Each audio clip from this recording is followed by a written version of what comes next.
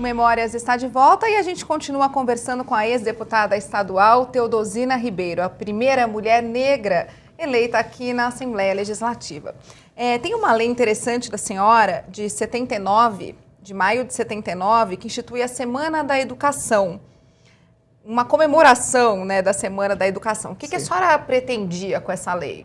Chamar atenção para problema? Ou... Sim.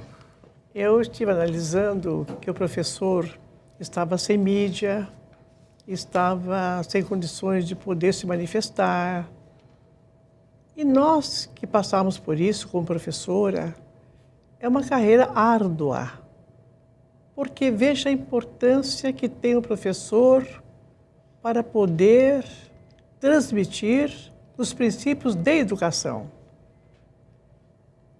E foi um tempo áureo, porque a própria sociedade brasileira, ela ainda trazia aqueles princípios de respeito à escola, ao professor. Quer dizer, não havia agressividade. Havia as peripécias das crianças, né? Uma coisa muito normal. Violência, então, nem pensar. Violência não havia. Aí, eu achei melhor instituir uma semana de educação, que eu não sei se ainda continua. Nos reunimos, convidamos delegados de ensino, diretores, professores e todos aqueles que exerciam funções na educação. Foi um sucesso. E cada um deles trouxe a sua experiência. E a experiência foi transformada num manifesto e encaminhado ao governador do estado de São Paulo na época, para poder tomar conhecimento e poder também transformar a visibilidade em relação desse trabalho valioso que é do professor. E foi muito gratificante, porque a lei foi aprovada na época, os professores todos ficaram assim gratificados também de poder ver os seus projetos, né, os seus ideais concretizados, e penso que tem que ser por aí.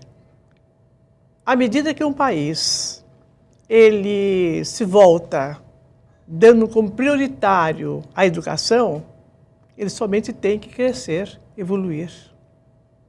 Exemplo do Japão. O Japão deu uma ênfase muito grande à educação, de uma tal maneira que é uma grande nação. Agora, se nós raciocinarmos bem e pensarmos bem, vamos verificar que, infelizmente, hoje a educação está sendo colocada no último plano. E quando ela é colocada no último plano, não há segredo, não há mistério para que haja uma mudança. E eu chamo a atenção das autoridades para que volte aquele passado da preocupação da educação de base. A educação de base não é o diploma online pela televisão do curso universitário. A educação de base é aquela que o contato humano com o professor desde o jardim, numa progressividade, jardim, o elementar, e daí subindo para os cargos mais importantes. E não ter outra saída sem ser educação.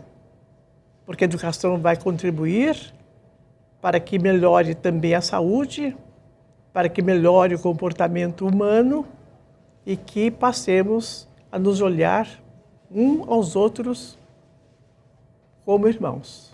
Por que a senhora acha que essa carreira de professora, essa profissão foi tão desvalorizada ao longo do tempo? Faltou vontade política, faltou incentivo? O que a senhora acha que aconteceu? Porque eu tenho um amigo que resume bem essa questão. Antes as pessoas tinham orgulho de dizer que eram professoras, hoje tem vergonha. Na educação não pode entrar a política, só quando ela entrar para favorecer. E nós temos que raciocinar da seguinte maneira: Para se exercer um cargo, tem que estar preparado para aquela função. E destacar elementos de outras formações profissionais para dirigir a educação, praticamente ela não vai poder funcionar. Voltar aos concursos, aqueles concursos onde exigia do profissional capacidade específica para a função que vai exercer. Então, o desvio de função tem realmente prejudicado a educação e o respeito ao professor, tanto salarial como profissional. Isso a senhora fala também como diretora que foi. Como diretora que eu fui. E como diretora a senhora também adquiriu essa vivência. Vivência porque, na minha época, tinha o concurso de seleção. E num concurso de seleção, é aquele que vai dar oportunidade dos melhores preparados serem classificados. E dentro do objetivo do que se propõe a educação. Agora, indicar, determinar, um exemplo, o ministro para a educação, e que a formação dele seja de engenharia, de medicina, aí nós percebemos que isso vai influir muito, porque de cima vai se irradiando para os cargos, né, mais segundos graus. O que eu queria entender também da senhora era o seguinte: a senhora chegou com uma vivência de sala de aula, com vivência de professora, de diretora de escola. Quando a senhora veio para a Assembleia, ou até mesmo quando a senhora estava na Câmara Municipal, como é que é a transformação dessa tomada de atitude em política pública? Como é que acontece isso? É só elaborar um bom projeto de lei? Dá certo se a gente pensar assim ou não? Dá certo, dá certo. Só que, como eu acabei de dizer, tem que ter os elementos de vários cargos, vários departamentos, e mesmo o próprio secretário de Educação está conscientizado da aplicação desses projetos que são direcionados exclusivamente para a educação. A senhora, quando olha para trás, fez tudo o que gostaria de fazer aqui nesses 3 mandatos, aprovou as leis que gostaria? Sim, só que não deu tempo de eu concluir. Mas eu sinto gratificada de ter participado dessa casa, que ela ensina e ela ajuda que nós tenhamos uma visão bem ampla dos problemas sociais desse país. Na questão do movimento negro, o que a senhora sentia? Quais eram as principais necessidades? Na educação, a senhora disse reconhecimento, salário, tinha uma demanda muito grande que a senhora podia trabalhar aqui dentro por essa classe, né, na elaboração de projetos de lei. E no movimento negro, era o reconhecimento, mais ou menos, ainda existe hoje uma falta muito grande de reconhecimento, ainda existe discriminação. O movimento, era pior?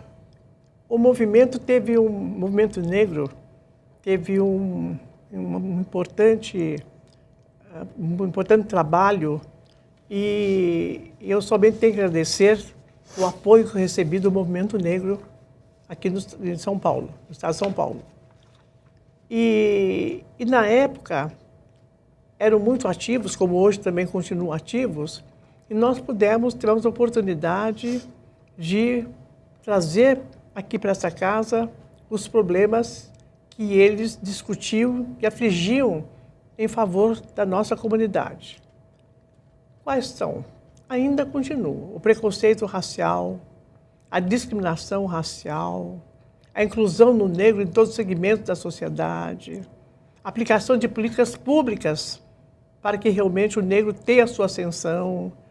Eram problemas que ainda continuam. E continuam de uma tal maneira que eu estou até meio preocupada. Como que hoje o exemplo que estão aí nos jornais, jogadores de futebol, homens que se sacrificam para trazer a nós, o povo, um trabalho até de higiene mental. Porque hoje a gente vê a vibração das pessoas que torcem por um time sem violência. Quer dizer, o entusiasmo que tem pelo jogador e eles também preocupados em mostrar o melhor do melhor.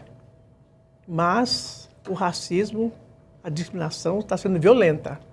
Nos jornais de hoje, tem jogadores negros que estão reclamando, tanto aqui no Brasil como na Europa, serem desprestigiados enquanto eles estão jogando. O que a senhora sente quando a senhora vê uma cena dessa, uma banana sendo jogada no campo de futebol? O que a senhora sente? É deprimente. Deprimente, só que aí eu acho que tem que entrar o governo, tem que entrar a aplicação das leis, tem que entrar a segurança pública para que essas pessoas sejam punidas. E incentivar nas escolas a valorização que o negro deu para esse país. Se ele cresceu, se o Brasil cresceu, é pelas mãos do negro, principalmente na época, depois após a colonização. E mostrar também que a igualdade racial, ela tem que ser respeitada nas suas diversas modalidades. Hoje não se admite mais o preconceito. Temos como exemplo o nosso presidente Barack Obama. Os Estados Unidos é um país racista, um dos países mais racistas do mundo. E como que um negro, no século XXI, conseguiu ser eleito nesse país racista? E lá nos Estados Unidos, o número de negros não é como no Brasil, é de 12% a 13%. Aqui no Brasil, nós somos, pela estatística, 53% de negros no Brasil, de pele mais escura e pele mais clara. Como se explica esse racismo? E eu, pela experiência que eu tenho, existe muito mais do que 53%. Para mim, dá uns 70%, 80%, que é a população negra no Brasil. Mas eu estou vendo que o Brasil, como miscigenação, está clareando. Mas, no fundo, é afrodescendente. Até de cabelos loiros. Tem cabelos loiros, mas são afrodescendentes. Então, não há razão dessa explicação de racismo e preconceito. Deputada, a senhora é a favor das cotas? Tem a cota na universidade para o negro conseguir ter o acesso à universidade pública. Tem também vários projetos de lei com as cotas para o funcionalismo público, né? No ingresso de concursos públicos. O que a senhora acha dessas ideias? Em relação à educação, eu concordo com as cotas. Concordo pelo passado histórico. Seria para corrigir uma distorção histórica? Como realmente não houve uma reivindicação, mas não foi aceita, de reverter o reconhecimento do trabalho escravo em pecúnia, em pagamento, então, pelo menos, que se dê através da educação. Porque no Brasil, o negro ganha menos do que outras etnias. Enquanto um homem branco ganha X, o homem negro ganha menos X. A mulher negra, Enquanto a mulher branca ganha um X, a mulher negra ganha menos do que um homem negro. Por ser mulher e ainda negra. Negra. Apesar de que a mulher brasileira também sofre uma defasagem. Mulher de outras etnias, mas tem mais oportunidades. Então, as cotas veem corrigir, não é, a parte financeira e econômica do negro que está abaixo do que outras camadas sociais para poder participar de uma faculdade. Na questão do funcionalismo público, a senhora também concorda? Do funcionalismo também concordo, porque as oportunidades nossas são menores. Agora, essas cotas muitas vezes são mal interpretadas. Pensa que por ser negro tem direito à cota. Não. Há uma seleção, são aqueles também negros, dentro de um X de vagas, que possam sobressair para poder ser admitido, tanto como o aluno, como também funcionário. E E o ingresso do negro na política? A senhora disparou, abriu, né, um precedente histórico. E como é que foi depois? A senhora tem notícia de que muitos foram eleitos? No Brasil ainda são poucos. Isso foi muito importante. Logo após a minha posse, vários candidatos se pontuaram nos partidos, que eram 2 partidos. E homens, tivemos poucos que conseguiram ser eleitos. Agora, mulheres, não. A mulher negra, a primeira mulher negra que conseguiu ser eleita depois dos anos que eu passei aqui na Assembleia, mais de 30 anos, foi uma vereadora na Câmara Municipal. E agora a Mas deputada... foi muito tempo depois? Quase mais de 20 anos. Depois de mais de 20 anos, que a Câmara Municipal recebeu uma candidata negra. E a Assembleia Legislativa também, quase 30 anos, e que agora nós temos a deputada Alessia Brandão. Então ficou um intervalo enorme. Um espaço muito grande. Então, no próximo bloco, a gente vai falar dessa deputada, né, que a senhora citou, que é a deputada Alessia Brandão do PCdoB, porque ela criou um prêmio com o nome da ex-deputada Teodosina. Daqui a pouco a gente conta essa história para você, não sai daí.